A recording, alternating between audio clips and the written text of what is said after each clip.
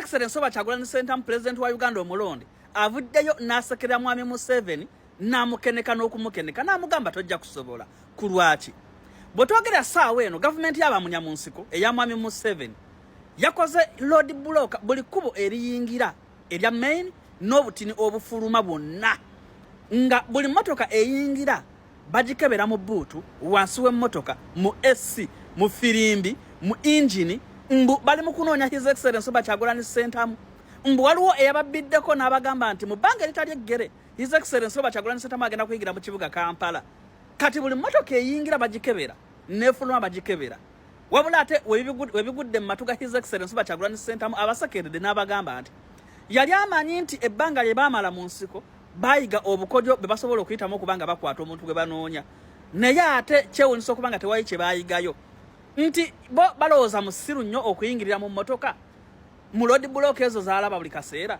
abagambye nti bwe baba bamunoonya bamusange mu nsiko nga mwami Museveni bwe yali agenda mu nsiko nga akiraiminga nti bamubbye akalulu tiyayingirira mu mmotoka ezo wabula yagenda direct mu nsiko nti naye bwe bamunoonya bamusange mu nsiko His Excellency Oba Kyagulanyi Ssentamu oli gumite ogunde era nze ebyewuunyisa tebiggwa mu Uganda kati mwami Museveni mwavene mutugamba nti His Excellency temumunonya essaawa eno musudde road block buli ayingira mu mukebera munoonya ki emmotoka muzinoonyamu ki Uganda etalina batujju mujja kiwulira muli ku bunkenke bloke mwagirabye era jozi mwagitegeera ku waneeno nga bagamba nti okutandikira ddala gayaza ku mbuzi nga buli mmotoka bagiyimiriza era balina ogikebera yesterday era bagambye red block zijja kugendera ddala mu maaso mpaka mbu President Yoweri Kaguta Museveni ng'amaze okulayizibwa nze naawe ffe tubaawo kubanga tugabatuusaako gonna agatambula gagenda mu maaso tuvuddeko awo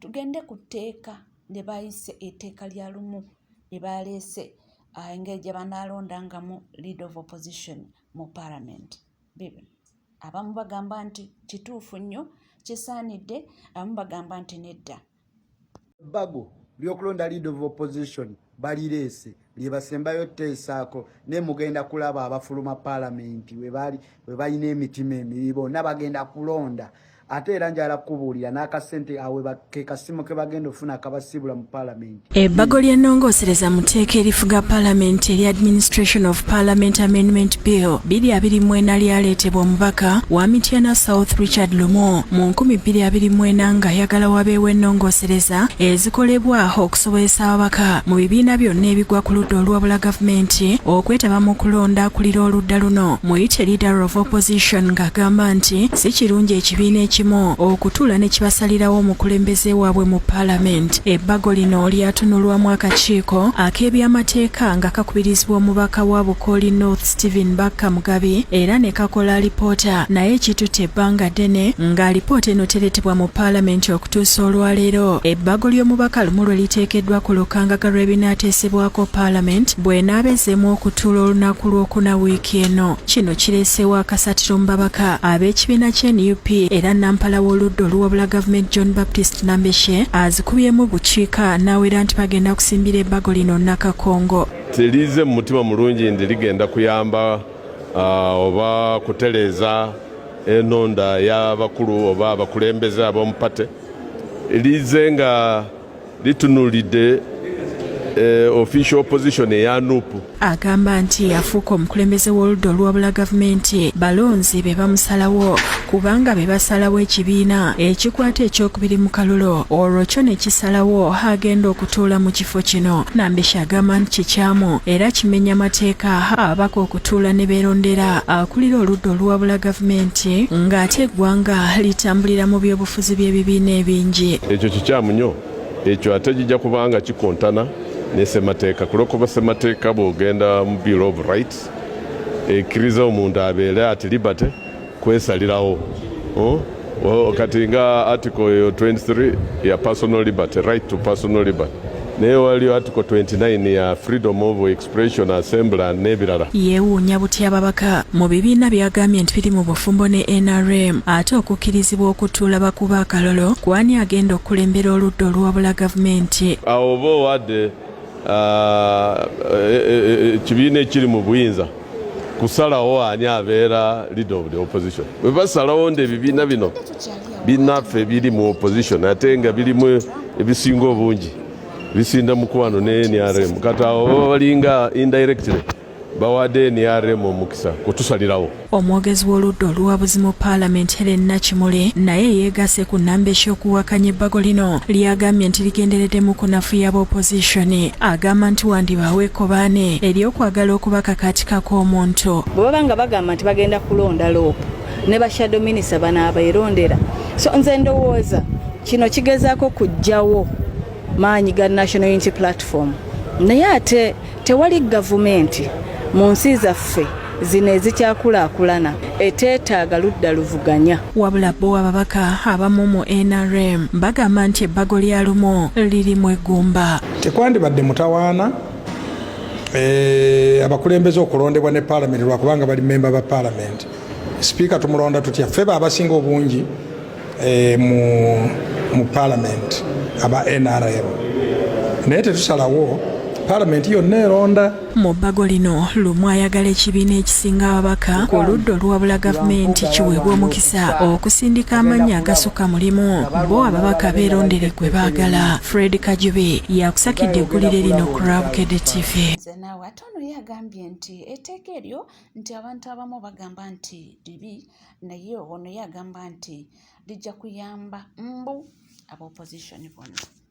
Ebbago lya Richard Lumu siraba we ligenda kukoseza NUP kubanga ne bakyusaamu mu ngeri leader opposition gyalina okulondebwamu NUP still esigala nga yeyina numerical advantage kubanga ebbago lya Richard Lumu lisaba Parliament ejjewo enkola enkadde ebaddewo ey'okuba nti no ekibiina kya opposition ekisinga ababaka abangi mu Parliament kyekirina okulonda leader opposition. Kati bateekewo enkola empya nga ababaka ba opposition bonna abali mu Parliament be balina okulonda leader opposition. Kakati ne mu nkola eno still NUP esigala nga yeyina numerical advantage etya okusinziira ku kalulu akakaggwa akabiri 26 NUP mu bibiina bya opposition byonna yesinga ababaka abangi mu Parliament eyinayo ababaka 49. Kakati bw'ogatta ababaka bebibiina ebirala byonna ebya opposition mu Parliament NUP still ebeera esinga ebibiina ebyo byonna ababaka abangi ng'ogasse ababaka babirira ebibiina byonna. Kakati FDC eyinayo ababaka 10, anti eyinayo omubaka omu, PFF eyinayo ababaka 2, UPC eyinayo ababaka 13, DP eyinayo ababaka 5. Kati bw'ogatta ababaka bonna babeera ababaka 31. Kakati baba tebenkana baleri ba NUP 49. Ba NUP 49 baba basinga banene 3 omu obungi. Kakati NUP ne bwena nominating abantu 3 ng'etteeka lya Richard Lumu bwe ligamba nga aba NUP basose ne batuula ne beegeeyamu ne bagamba nalina abantu 3. Kakati twagalako Joel Ssenyonyi era bwe banaatuuka eri mu Parliament aba NUP bagenda kulonda Joel Ssenyonyi. Bwabanga position ya party kwenaaba esibidde gwe bajja okukola ky'okulonda ng'oggyeko okweryamu enkwe, keeping other factors constant okugeza ng'okweryamu enkwe.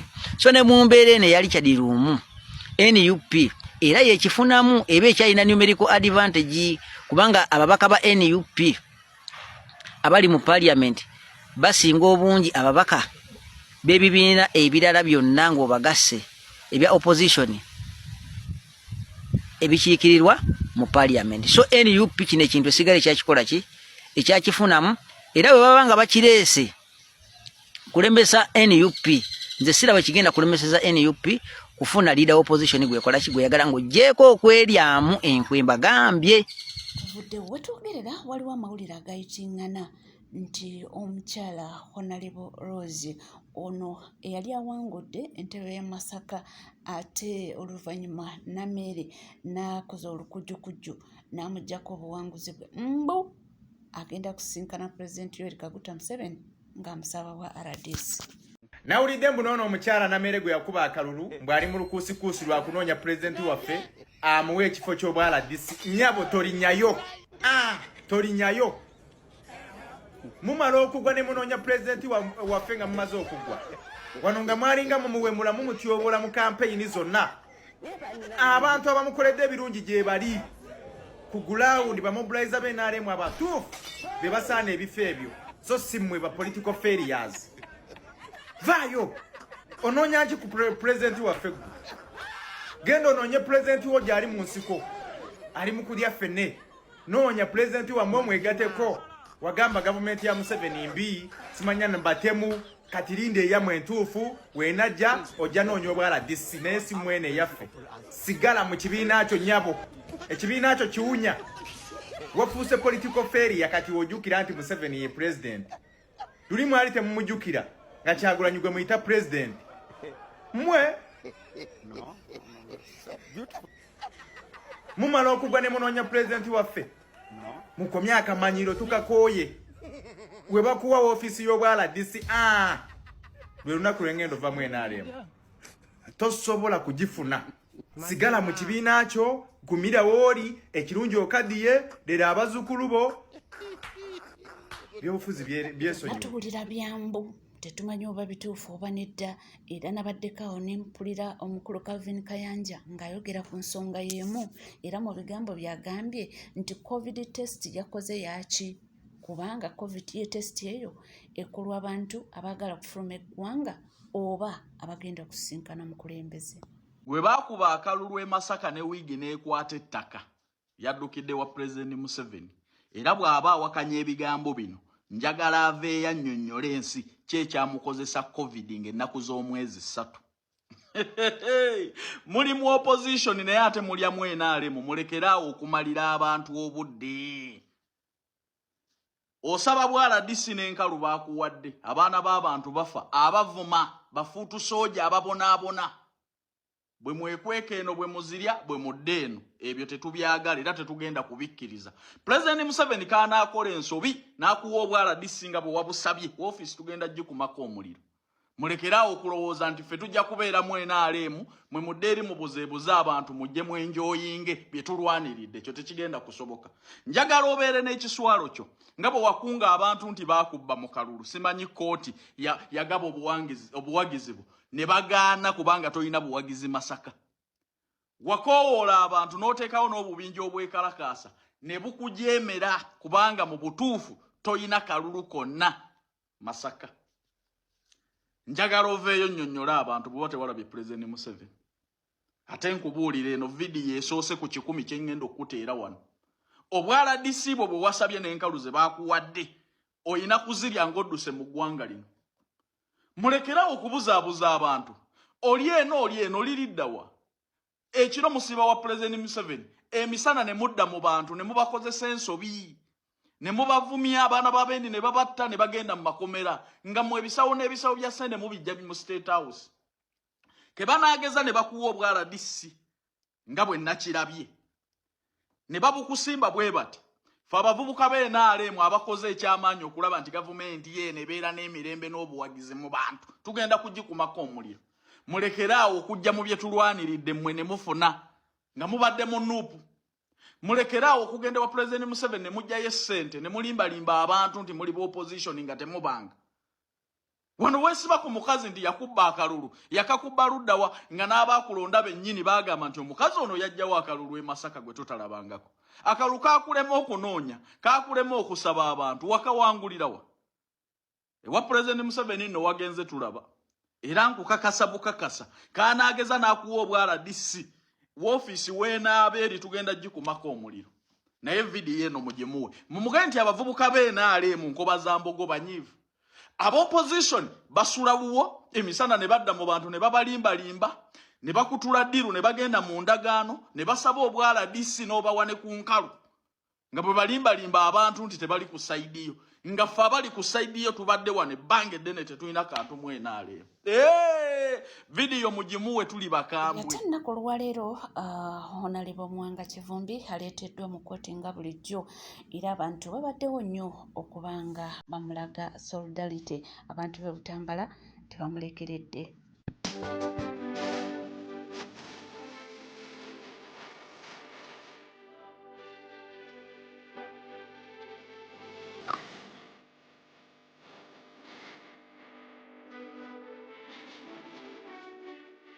kijja kuggwa mpola mpola. Mbadde mpitayita ate munnange nga lwakisigwa akatambi kano ono nga agezaako kuba nga atunuulira ensonga ya mukulu Nyombi Tembo ye boss wa UCC. Waliwo olutalo olugenda mu maaso ne Teacher Fred Kajubiri. Lumbu ye respect. Waliwo olutalo olugenda mu maaso. Eri minisita wa Museveni Nyombi Tembo ye yajjako internet ye Uganda. Lwali lumu ng'ava e Uganda mbu yali agenda mirimu mitongole gya gavumenti n'asiraanira mu nsi emu. Ensi gye yasiraaniramu oba akasajja kalumbu ya information kagijjeewa ne kasooka kavaayo ne kamukuba kati Nyombi Tembo agenda n'avaayo n'amulipulayinga. Nyombi Tembo n'abikakasa nti alina ensi emu gye yasiraaniddemu nga yabadde agenda ku mirimu emitongole bino ebiriwo tebyamuganyiza kumwongerayo. Kati olutalo luli awo Nyombi Tembo avuddeyo n'ayogera era jjukira Lumbu ye yagambye senga ekikompola kijja ne kimukuba olubuto n'agwa muli. Kati ako kamulumye Nyombi banaye kamulumye ne oba akasajja information kagijjawa. Banaye Lumbu ye respect akasajja oliko awo natuvuddewo fenga tweyongerayo n'amawulire ag'enjawulo. Chicken yagulidde muwala we emmotoka mpya tuku. Twabagamba nti ono ye taata kati aliko essaawa zino yagambye nti mukama muwadde kasente tayagala mwana we abonaabone era muwala we n'amugulira emmotoka mpya tuku.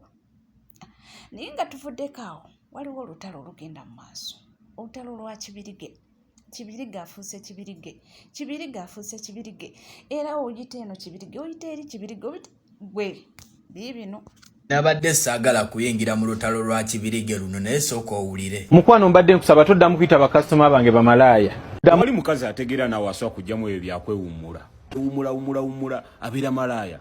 Nedda muganda wange tebaba bamalaaya. Just abakazi nga omanya abakazi bafala begomba nnyo. Kati omukazi ayinza okwegomba ekintu ng'alaba mbu oli akikoze naye n'akikola. Naye abakazi kye twagala tubagambe tewali musajja agenda kukuwa respect nga weewumudde ennyindo.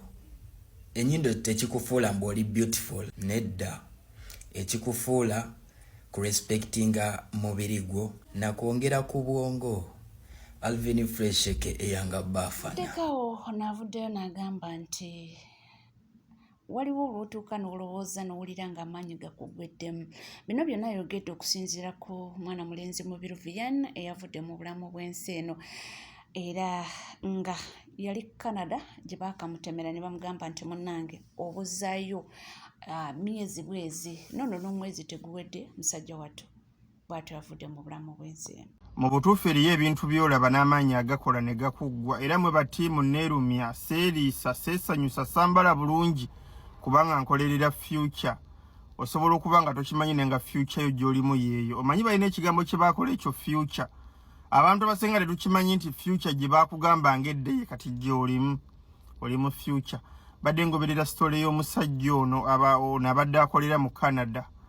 Banga ddene okuva lwe batandika okumusondera ssente ne bakola byonna ne babeera nga baplaninga atambule kuba kye yali yasaba kudda Uganda kulaba ku famire ye. Abadde alwanagana n'obulwadde obwa kansa.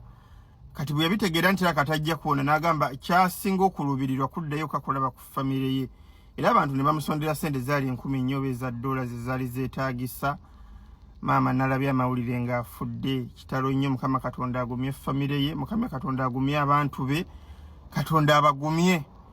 N'ekizibu nnyo mu butuufu future gy'okolerera osobola okuba nga tojja kugituukamu oba nga gy'olimu.